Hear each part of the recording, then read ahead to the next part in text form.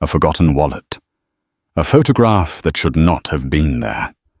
For 24-year-old waitress Mia Evans, it was a discovery that would shatter the simple, hard-working life she knew. She thought the picture of her long-lost mother was her secret treasure, a faded memory tucked away in her own worn purse.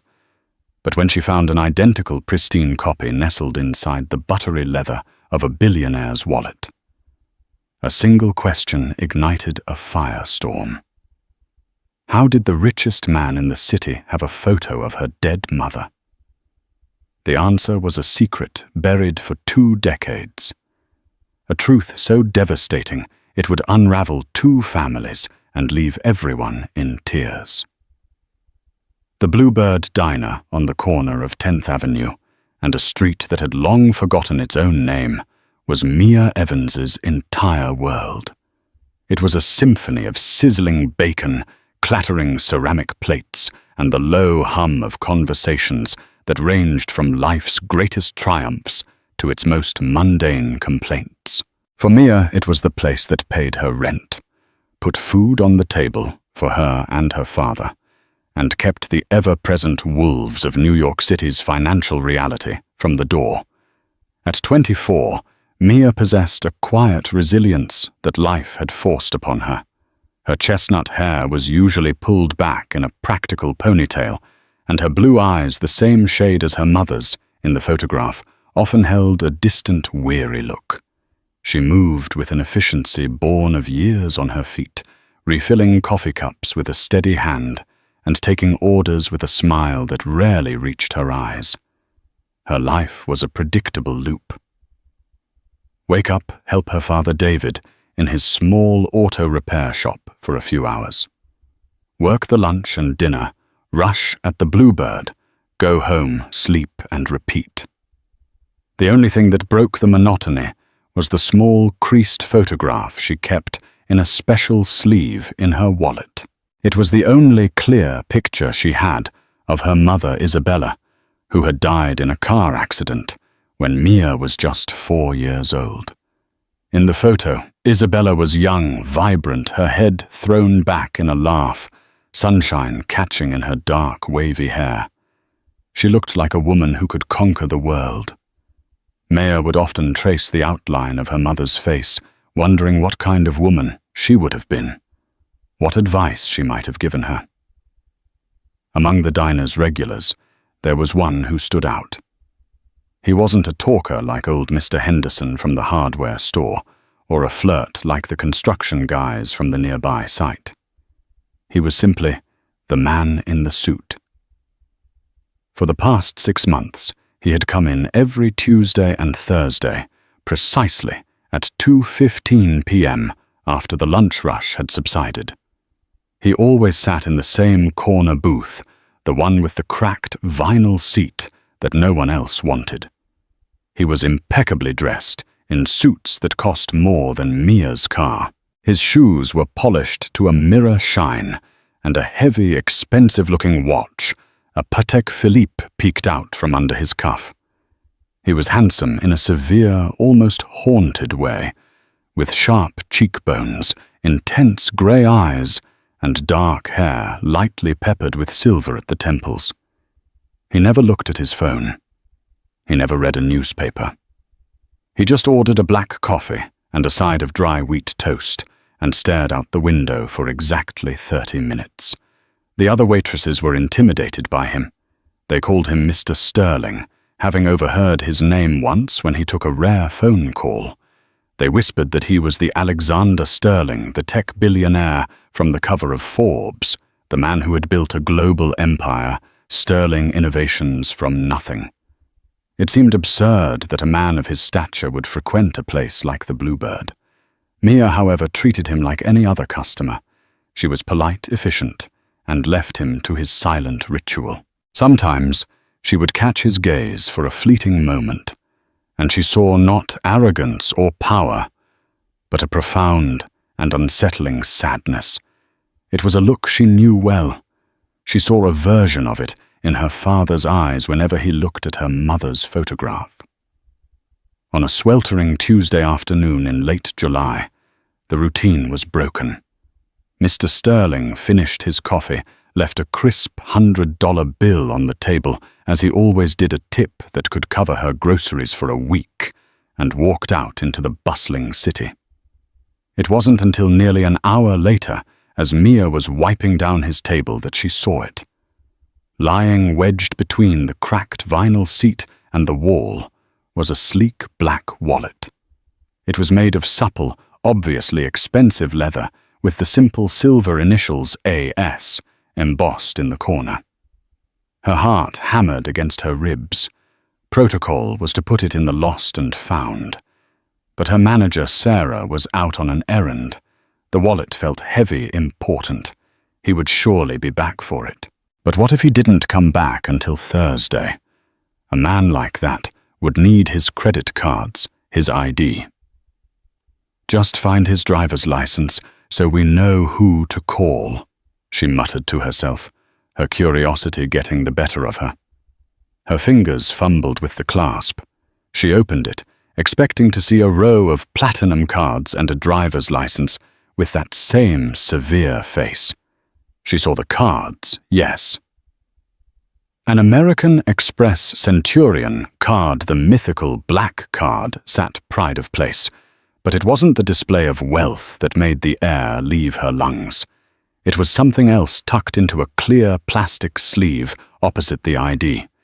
It was a photograph, a small wallet-sized photograph of a young woman with dark, wavy hair, her head thrown back in a laugh, sunshine illuminating her face. Mia's breath hitched. Her hand flew to her own purse, which was stashed under the counter. She pulled out her own worn wallet and slid out the creased, faded photo of her mother. She held the two pictures side by side. They were identical. Not just similar. Not just the same woman. They were the exact same photograph, taken in the exact same moment. But there was a chilling difference. Her copy was faded, loved to the point of disintegration. The one in Alexander Sterling's wallet was pristine, the colors as vibrant as if it had been printed yesterday. The diner's noise faded into a dull roar in her ears. The smell of grease and coffee was suddenly suffocating. Questions, sharp and painful, stabbed at her mind. How? Why? Why did this enigmatic, untouchable billionaire, a man from a completely different universe, have a perfect copy of the only picture she had of her dead mother? Her world, once so small and predictable, had just been fractured. She stared at the two identical faces, the laughing woman frozen in time, and felt a cold dread wash over her. The man in the suit was no longer just a mystery. He was a ghost from a past she never knew existed, and his forgotten wallet held a truth that she now knew with terrifying certainty she had to uncover. The next hour passed in a blur of surreal normality. Mia went through the motions of her job, her mind a maelstrom of confusion and fear. She refilled ketchup bottles, took orders for burgers and fries, and smiled at customers, all while the image of the two photographs burned behind her eyes. She had placed Mr. Sterling's wallet in her apron pocket, its weight a constant heavy reminder of the impossible discovery. She showed the photo to Sarah, the diner's manager, a warm, no-nonsense woman in her 50s who had been a second mother to Mia. Sarah peered at the two pictures under the dim kitchen light, her brow furrowed. "Well, I'll be," she whispered, looking from the photos to Mia's pale face. "That's your mom, all right. Clear as day. But how, Sarah? Why does he have it?" Mia's voice was shaky. "He's Alexander Sterling, the billionaire. What could he possibly have to do with my mom who was like us?" Sarah placed a comforting hand on Mia's shoulder. "Honey, the rich have secrets bigger than their bank accounts. You need to be careful. A man like that, he can make problems disappear. Maybe you should just put it back in the lost and found and forget you saw anything." Mia knew Sarah's advice came from a place of love and protection, but it was impossible. Forgetting was not an option. This was a piece of her mother, a piece of her own history that had been inexplicably locked away in a stranger's wallet. It was a key, and Mia had to find the door it opened. Her shift ended at 9. As she was untying her apron, the bell above the diner door chimed. Her heart leaped into her throat. Alexander Sterling stood there, his sharp suit now looking slightly rumpled. The impassive mask was gone. His face was etched with a raw, anxious energy. His grey eyes scanned the room and locked onto hers. He walked directly to her, his movements swift and silent. "My wallet," he said, his voice a low, urgent rumble. "I believe I left it here." Maya's hands trembled as she pulled the wallet from her pocket. She didn't hand it over immediately. Instead, she held it tightly, her knuckles white. "Before I give it back," she began, her voice stronger than she expected, "you have to tell me something."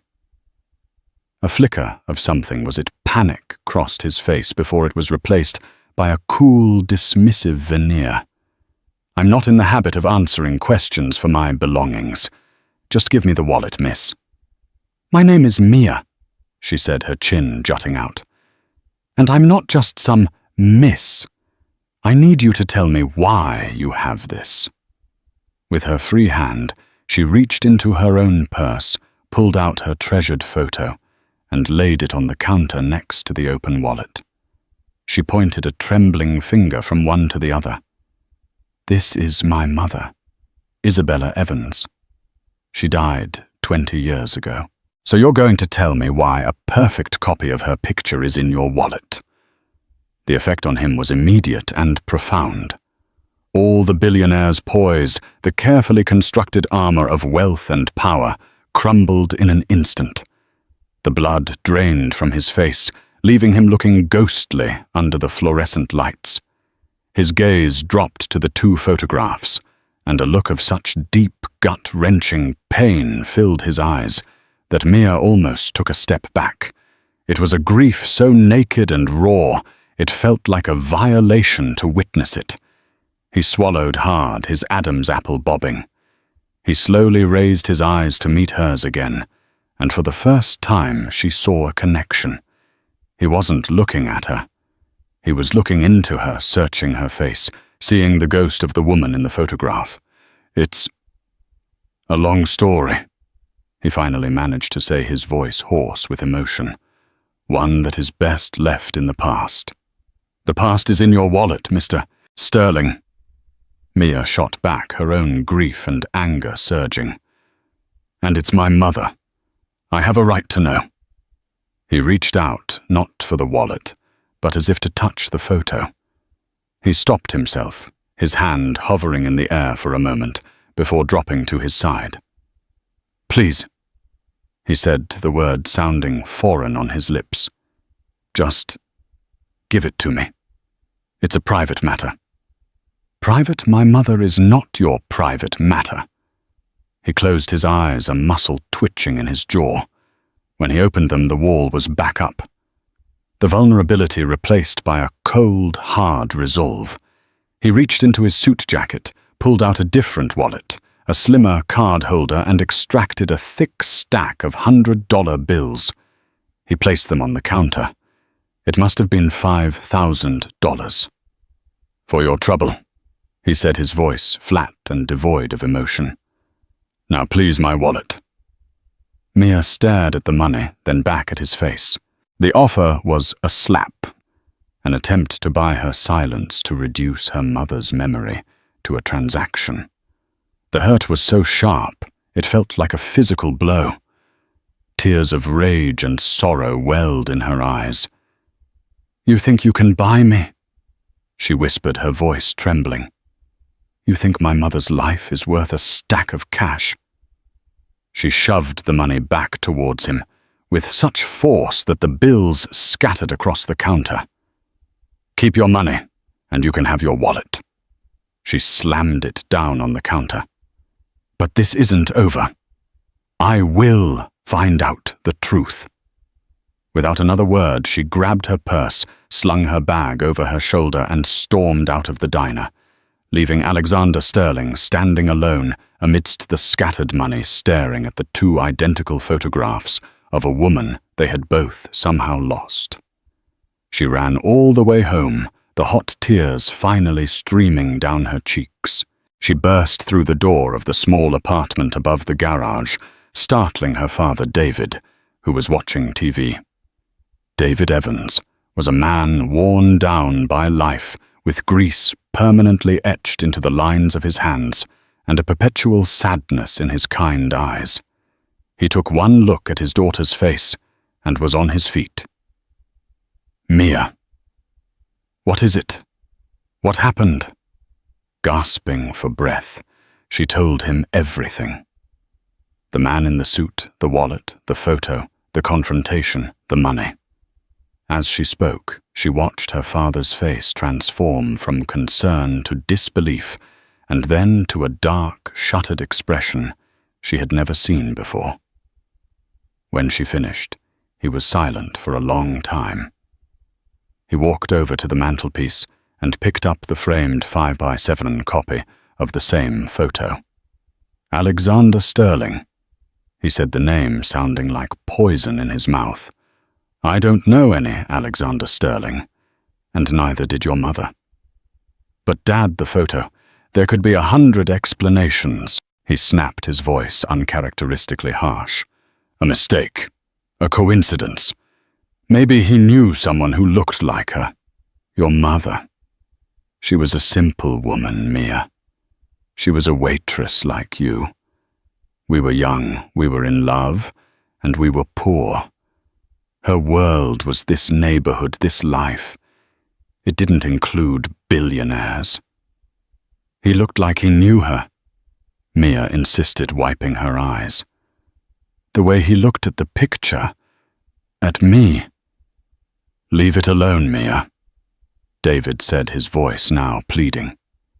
"Please, men like that, they are dangerous.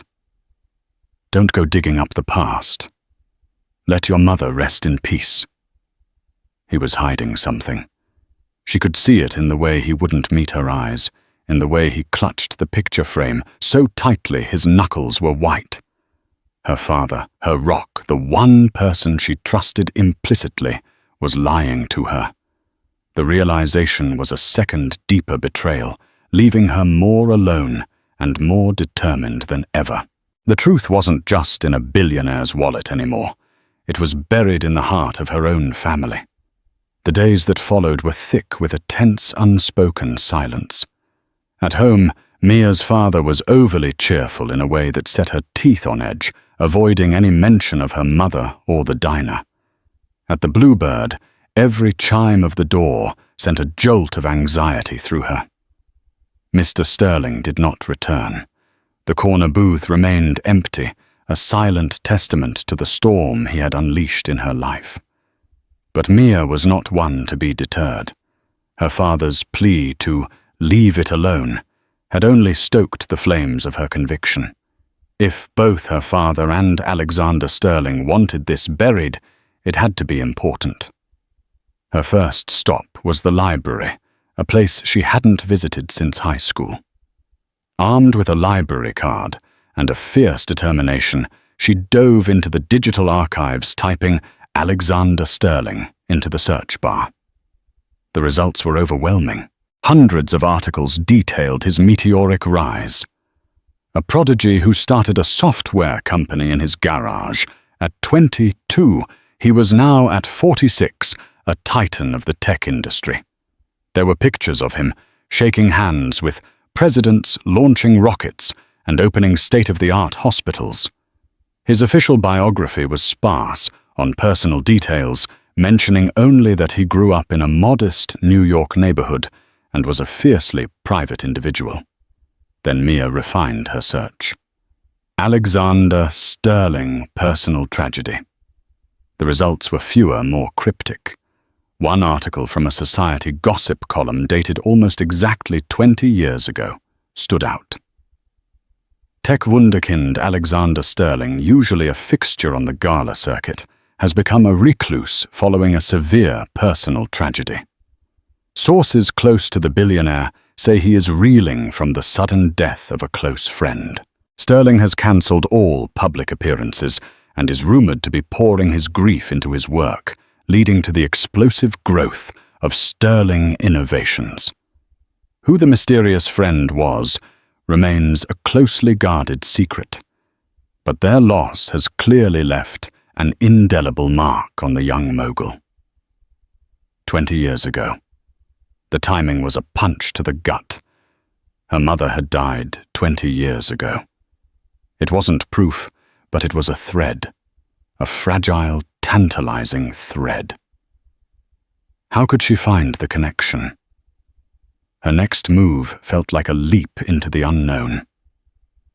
She found the address for Sterling Innovations headquarters, a gleaming glass and steel skyscraper in the heart of Manhattan that seemed to pierce the clouds.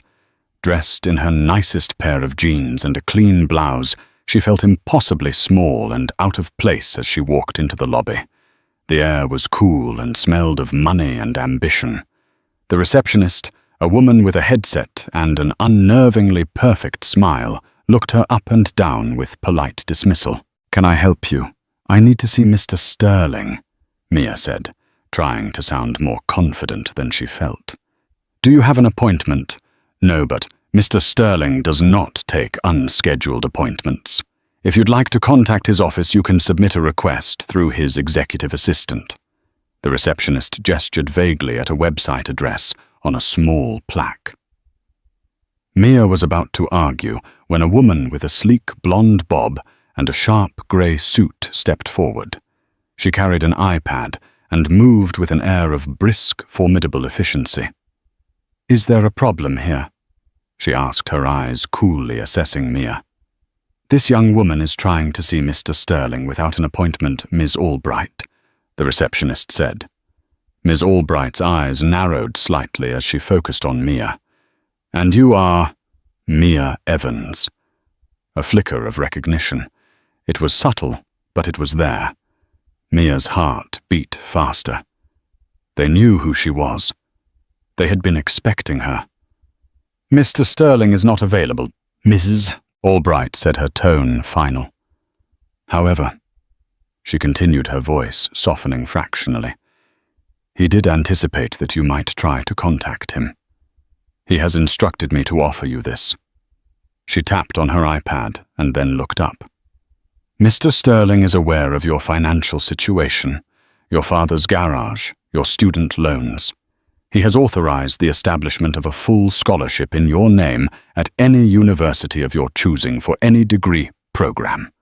It will include tuition housing and a generous living stipend. He also is prepared to offer your father a grant to expand his business. All he asks in return is that you cease these inquiries. Consider it a gesture of goodwill." It was the same move as in the diner, but on a grander, more calculated scale. It wasn't just hush money anymore. It was an attempt to buy her entire future, to erase her from his life with a golden parachute.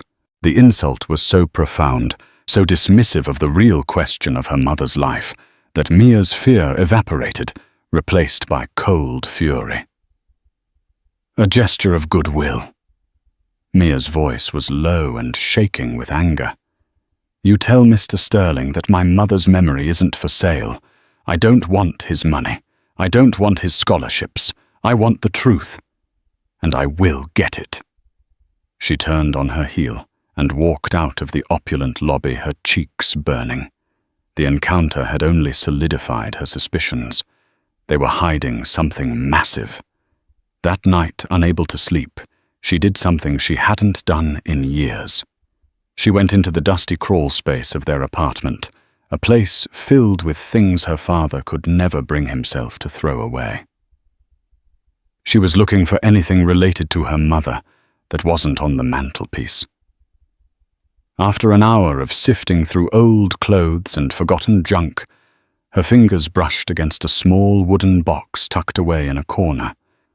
It was a simple cigar box. She opened it. Inside, nestled in yellowed tissue paper, were not mementos of her father, but a small collection of her mother's most private things. A few dried flowers, a small, intricate silver charm in the shape of a paintbrush, and a bundle of letters tied with a faded blue ribbon. Her hands trembled as she untied the ribbon. The letters were not in her father's clumsy handwriting. The script was elegant, precise, and they weren't addressed to Isabella. They were addressed to Bella. She unfolded the first one. It was dated a year before Mia was born. My dearest Bella, don't listen to them. Your art is not a hobby. It's a fire.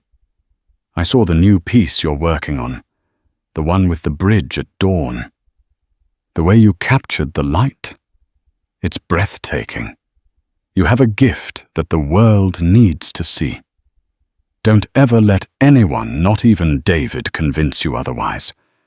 I'll get you the new canvas and the cerulean blue you said you needed. Don't worry about the cost. Just keep painting. Yours always. Alex Mia's blood ran cold. Alex.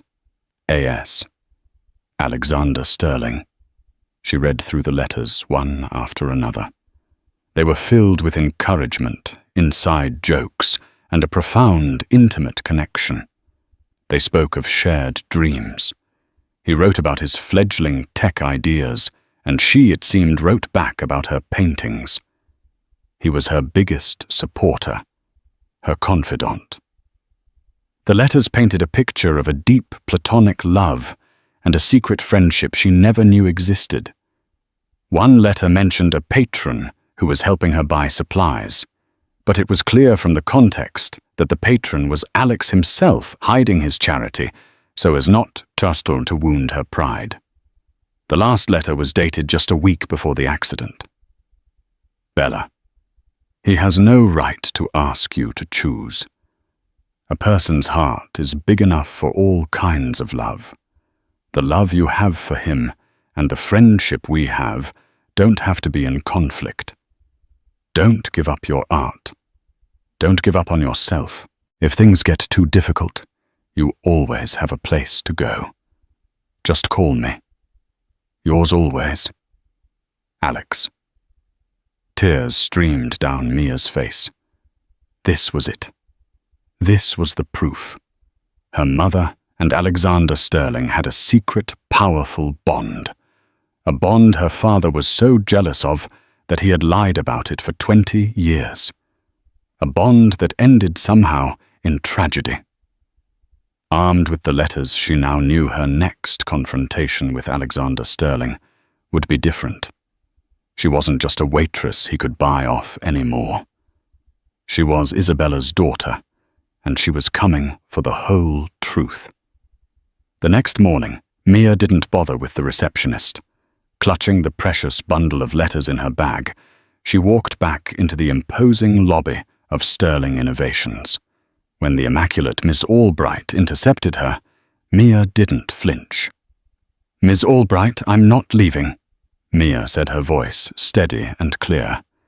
"You can call security, but I will make a scene that I guarantee your PR department will not appreciate.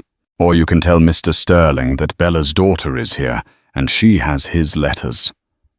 The name Bella was the key. Miss Albright's professional mask faltered. A look of genuine shock, followed by something akin to pity, crossed her face. Without a word, she turned and gestured for Mia to follow her to a private elevator. The ride up was silent and dizzyingly fast. They ascended to the top floor, the penthouse office. The doors opened not into a reception area, but directly into a vast, minimalist space. 3 of the walls were floor-to-ceiling windows, offering a godlike view of New York City. The 4th wall, however, was not glass. It was covered from floor to ceiling with paintings. Mia stopped dead in her tracks, her breath catching in her throat. She recognized the style immediately. The vibrant colors, the emotional, sweeping brush strokes, the way light was captured as if it were a living thing. They were her mother's. Dozens of them. There was the bridge at dawn mentioned in the letter, a portrait of a laughing young man who must have been a young Alexander cityscapes and abstract explosions of color. It was a private, secret gallery. A shrine. Alexander Sterling was standing in the middle of the room, his back to her, staring at one of the largest canvases, a portrait of his own haunted face, painted with an intimacy that was startling. He turned slowly. He looked exhausted, as if he hadn't slept in days. The fight had gone out of him, replaced by a deep, weary resignation. "Evelyn, you can leave us," he said to Ms. Albright, his voice raspy. She gave Mia one last complicated look, and then retreated the elevator doors, closing with a soft hiss, leaving them alone in the silent, sun-drenched room. "You found them," he said. It wasn't a question. He gestured to the letters in her hand. "I always wondered what happened to them." "She kept them in a cigar box," Mia said, her voice barely a whisper, as she stared at the paintings. She was amazing." "Yes," he said, his voice thick with emotion. "She was." He walked over to the window, looking down at the city below. "You have your father's determination, but you have her eyes." He was silent for a long moment, gathering his thoughts. Mia waited, her heart pounding. The whole atmosphere of the room, the paintings, his demeanor, it was all a confession in itself. "My name is Alex," he began, finally turning to face her. "And your mother, Bella, was my best friend. My only friend for a very long time." He told her the story, and it was nothing like the sanitized version her father had given her. They hadn't met at some fancy party. They had grown up together in the same grimy, forgotten corner of Queens.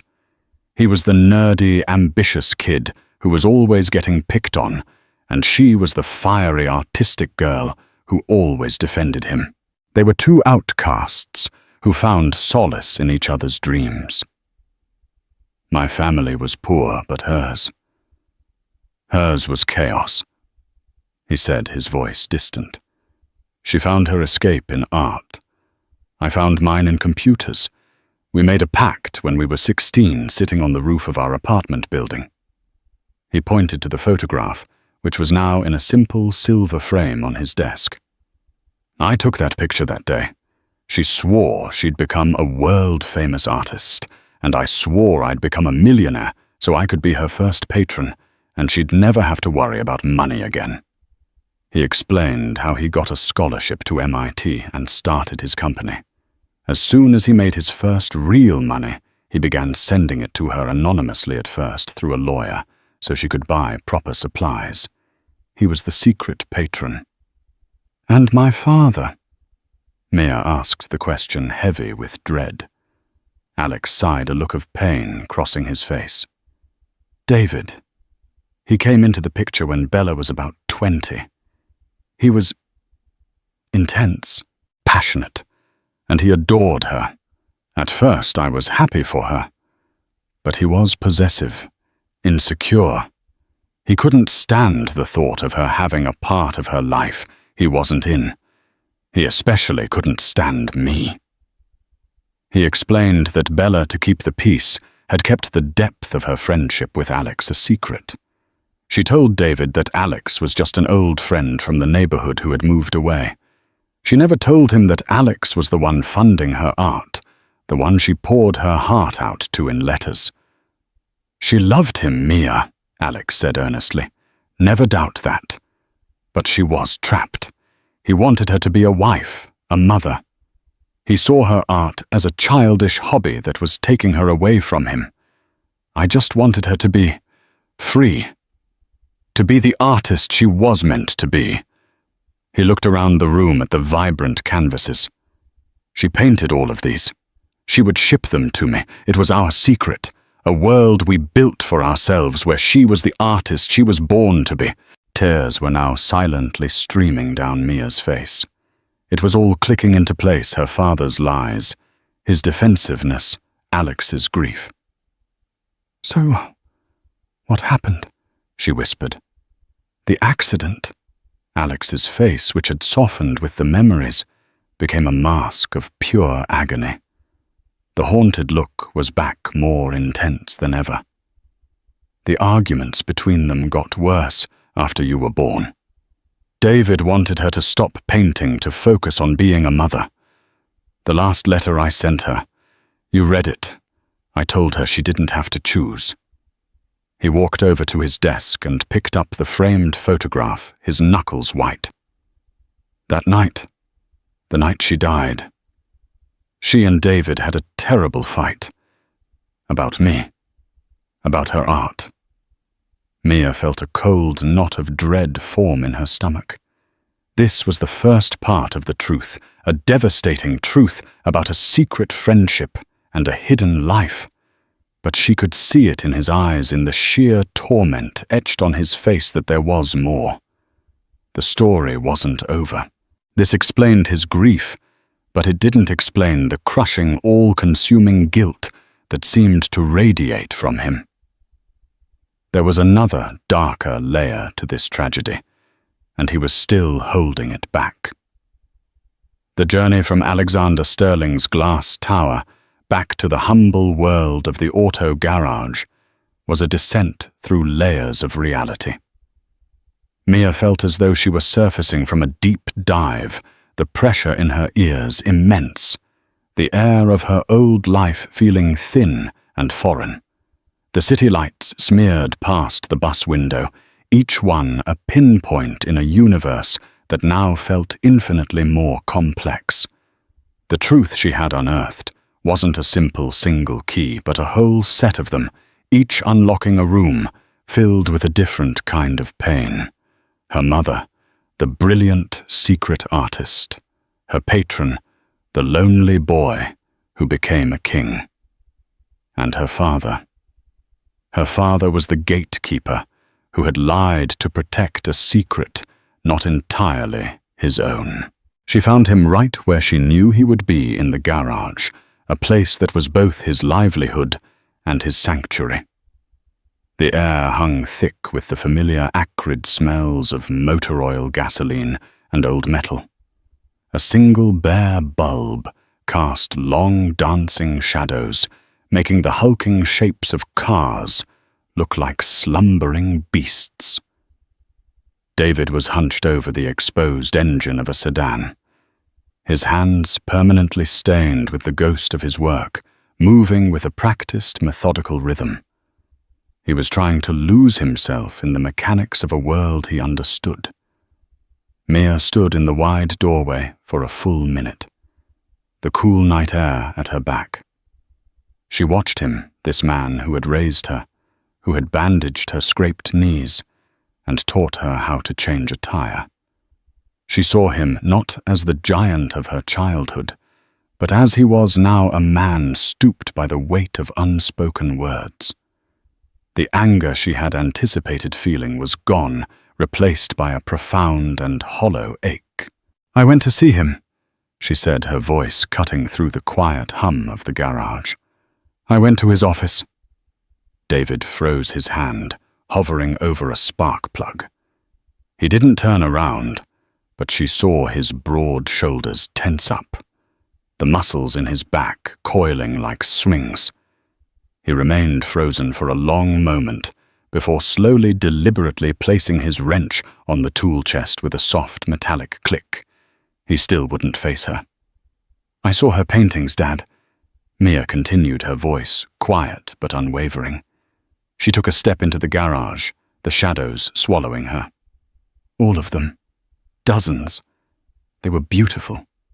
She was a genius."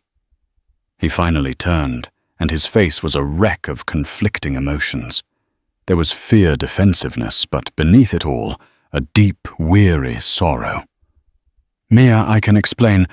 His name is Alex," she said, interrupting him, the name now tasting familiar on her tongue. "They grew up together. He was her best friend.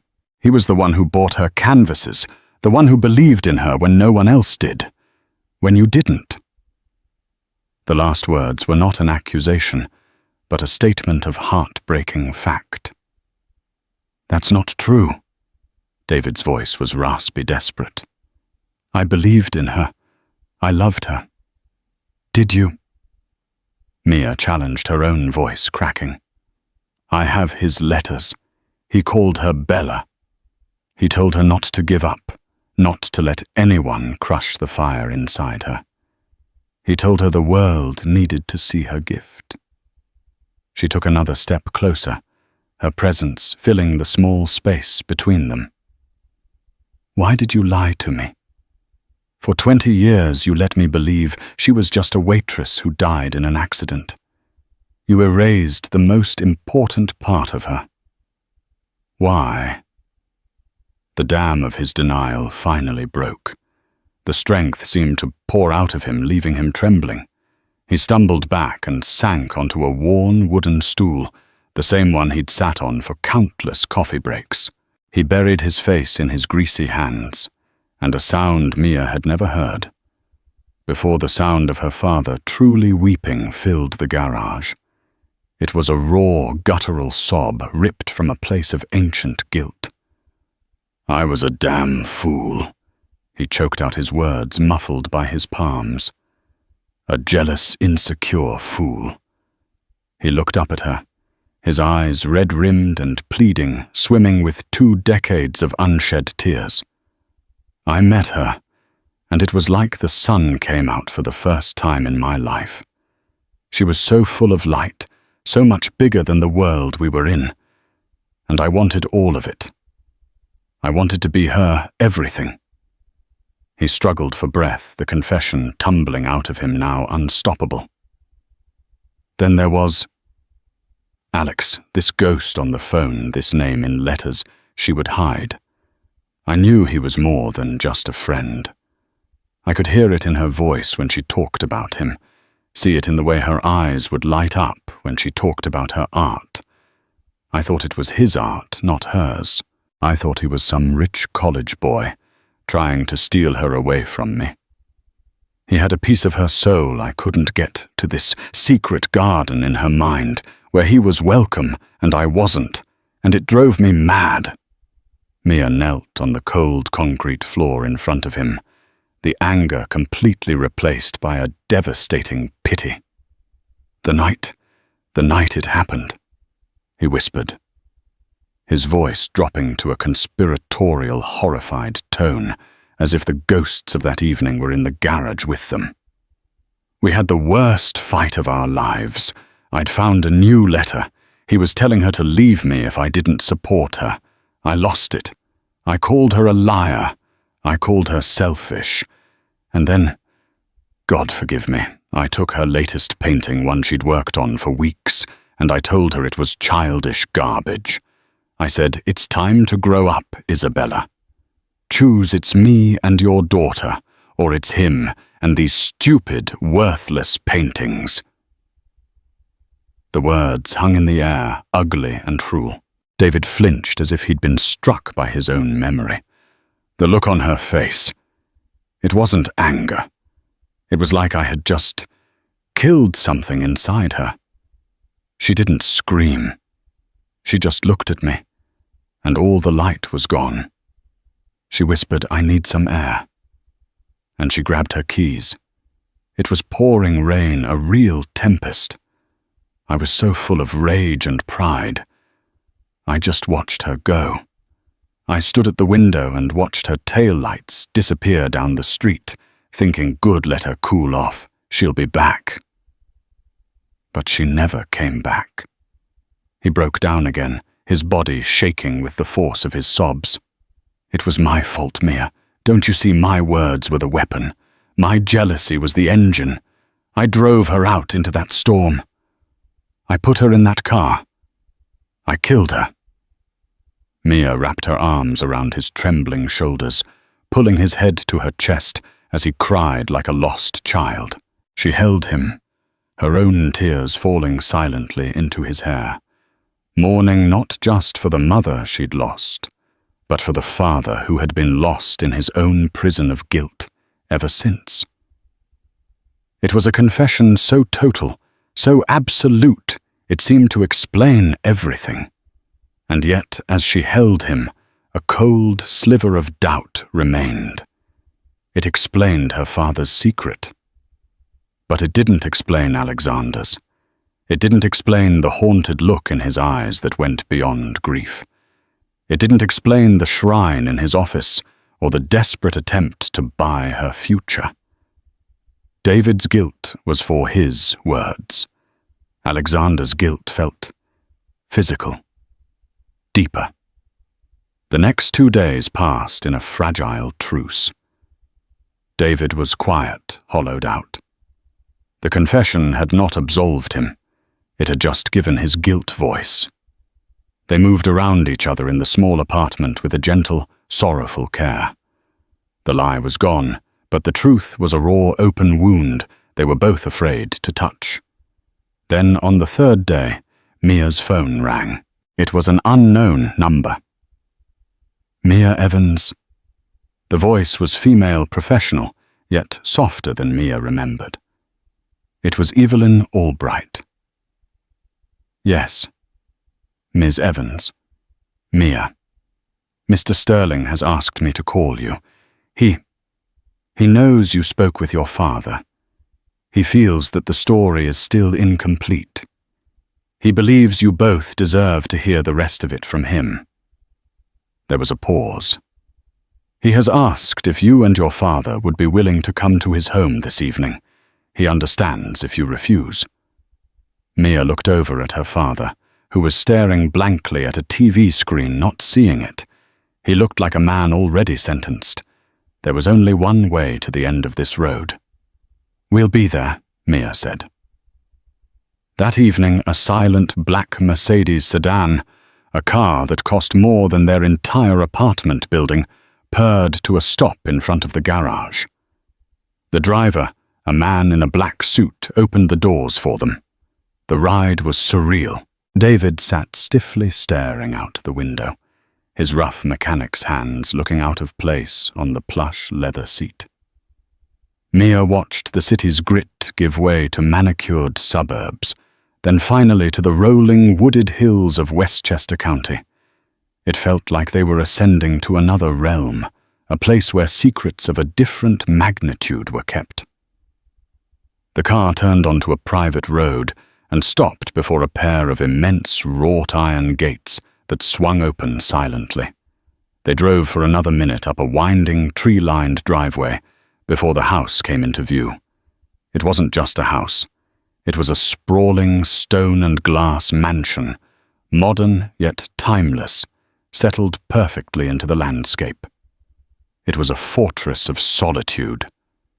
Alexander Sterling was waiting for them at the massive oak door. He wasn't the titan of industry from the skyscraper, nor the haunted regular from the diner. Dressed in a simple pair of dark trousers and a soft grey cashmere sweater, he just looked like a man carrying an impossible burden. He met Mia's eyes with a look of profound sadness, then turned to her father. There was no animosity in his gaze as he looked at David, only a shared grim understanding. He nodded once. David, he said, his voice quiet. He led them not to a grand living room, but down a hall to a quiet, intimate study. The room was lined with floor-to-ceiling bookshelves filled with worn volumes of literature, history, and science. A fire crackled in a large stone hearth, casting a warm, flickering light on the room. It was a scholar's room, a thinker's room, a room for confession.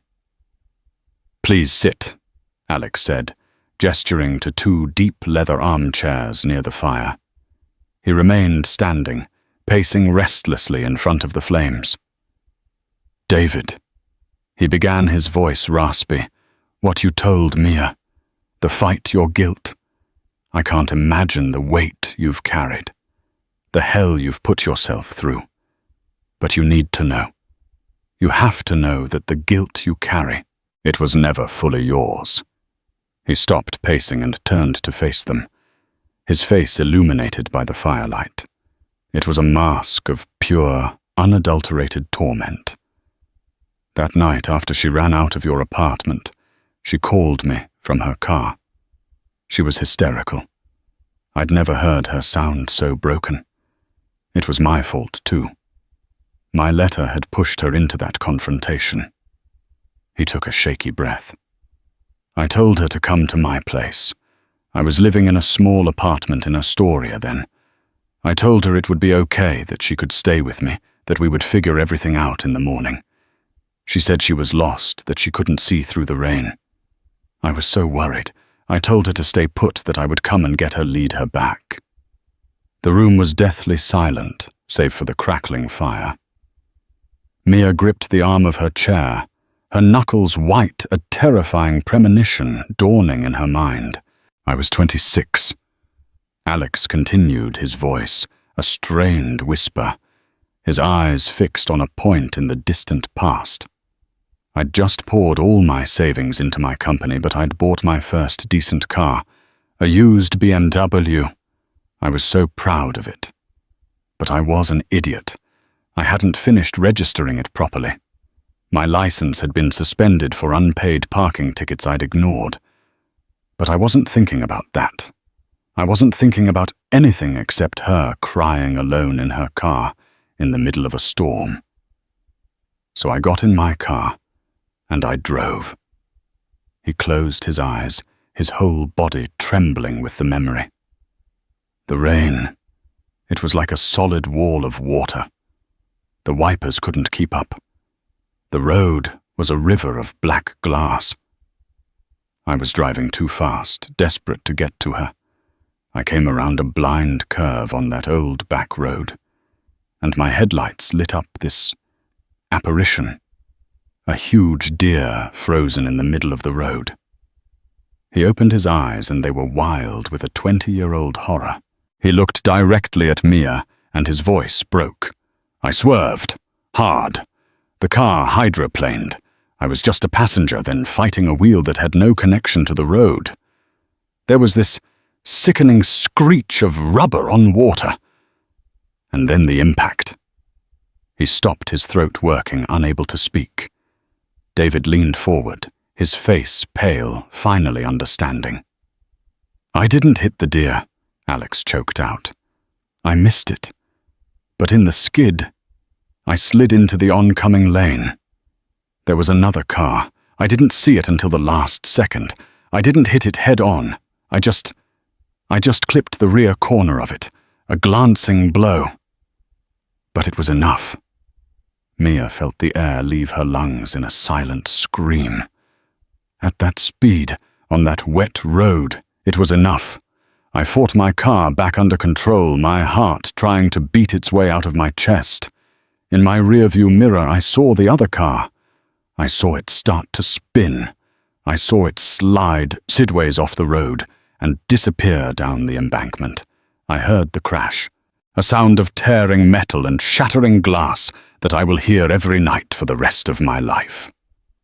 He was openly weeping now, the composed billionaire, completely gone, replaced by the terrified young man from that night. I stopped.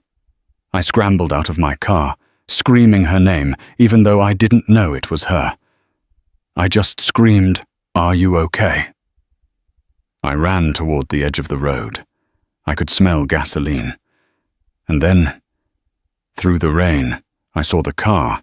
It was upside down, and I recognized it. It was her old Toyota, the one with the bumper sticker for the art museum. The final devastating truth landed in the silent room with the force of a physical blow. Alexander Sterling, her mother's secret friend, her champion, her patron. He was the other driver. I froze. He whispered his confession, now barely audible. My whole world ended right there. The love of my life was in that car, and it was my fault.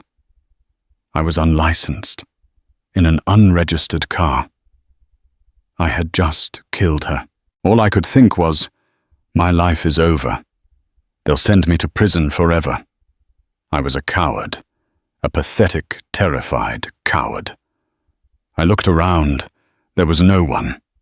No one saw, and I did the unforgivable thing. He looked from Mia to David, his face a ruin of shame. I got back in my car, and I drove away. I left her there. I just ran. He collapsed into the chair opposite them, his head in his hands, his body racked with the sobs of a damned man. The fire crackled on bearing silent witness. The full, monstrous, heart-breaking truth was finally out, leaving them all shattered in the ruins of that one rainy, unforgivable night. The story of Maya Alexander and David is a powerful reminder that the past is never truly past. It lives within us in the secrets we keep and the truths we are too afraid to face. But it also shows us that even from the most devastating heartbreak, forgiveness and new beginnings can grow. It reminds us that behind every face, rich or poor, there is a story of love loss and a deep human need for connection. If this story of heartbreak, redemption, and the enduring power of a mother's legacy touched your heart, please take a moment to hit that like button. Share this video with someone you know who appreciates a story with real depth and emotion. And most importantly, subscribe to our channel for more true-to-life dramatic stories that explore the incredible complexities of the human heart. Thank you for listening.